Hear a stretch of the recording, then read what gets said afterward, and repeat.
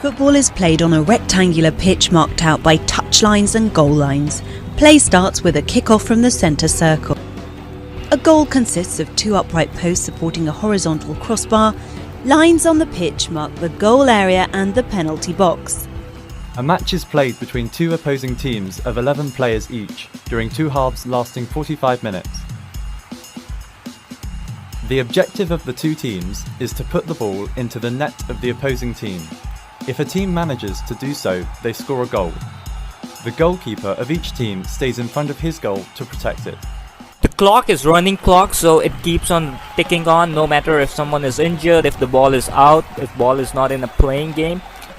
It's a 90-minute game. They play two halves of 45 minutes each and 11 players on each side. They have 3 substitutions allowed.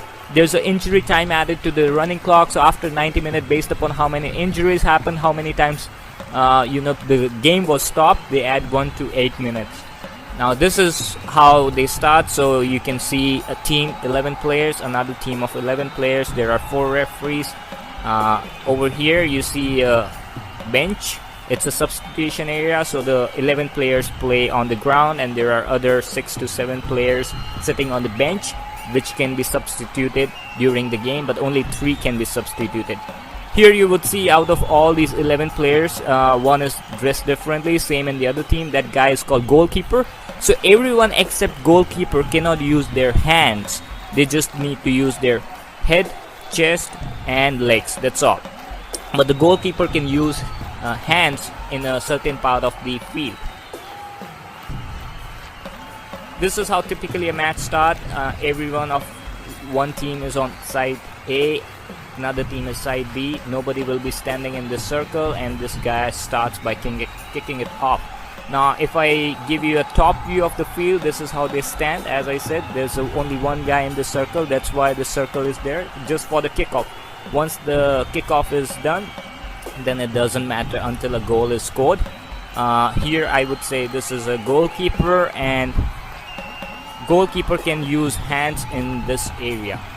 Outside this area, goalkeeper cannot use hands. Now these 4 players are called defense. Their job is to protect opponent from scoring goals. These are called midfielder. Their job is to protect the goal as well as move the ball forward. And then these 2 are strikers, and their job is to score the goal.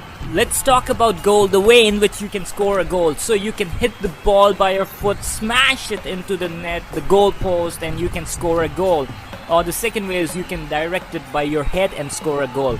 Now the goalkeeper needs to defend a lot of areas, so he's allowed to use hands, but only in that designated area, and get pumped up as well.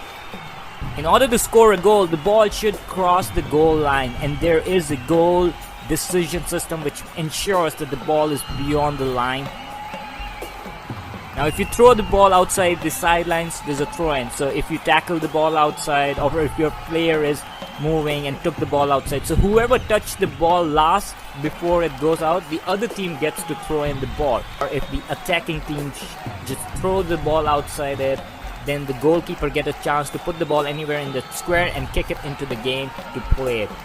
Now if the ball goes beyond the goal line after hitting the defensive goalkeeper, here you can see if it would not have touched the goalkeeper, then it would be goal kick, but because it touched it, so it's a corner. Here the defensive player took the ball outside the sideline, so it's a corner kick. You put the ball in corner, toss it in and try to score a goal. Goalkeeper in this case caught it, and he can toss the ball and kick it into the game, or he can just drop the ball and kick it to his players, or he can just throw the ball. So if the defensive player tackles bad, then they get a yellow card. Yellow card is a warning. Here it's a bad tackle, nowhere on the ball, so it's a first yellow card. If the player does that again, look, he's not even close to the ball, just damaging the player, then it's a second yellow card, which means it's a red card and he is out of the game. They will have to play with one less player. You don't always get 2 yellow cards. If your tackle is really bad, then you can directly get the red card, like in this case. Now he's out of the game, he's sent off. But if your tackle is good, you don't get any card. In this case, the defensive player, the guy in the red shirt, he hits the ball. He does not hit the player. Here, see, he hit the ball, so he is fine, no card for him. So good tackle, no problem. Bad tackle, issues. Or you do a foul, it's you get a free kick. Foul anywhere in this area, you get a free kick, which means you just place the ball and the other team can come in and kick it directly into the goal. It's very dangerous.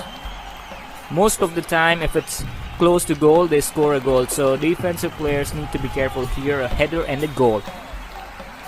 There is another foul thing called penalty kick. If anywhere here, it's a free kick. If you do a foul in this area, it's penalty kick.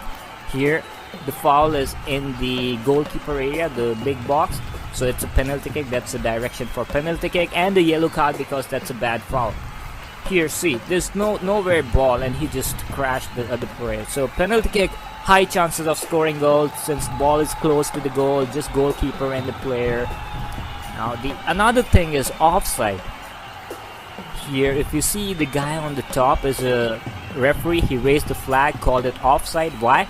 Because the attacking player is beyond the last defensive player when his partner or his teammate was passing the ball. That's offside. That doesn't count. If he scored a goal, doesn't count. You just place the ball there and opponent team starts. So here, see, the Gareth Bale A guy is beyond the last defensive man when his partner is passing the ball. So it is a clear offside. In case when your player is good, he's not beyond the last defensive man, there's no foul, you can continue to play.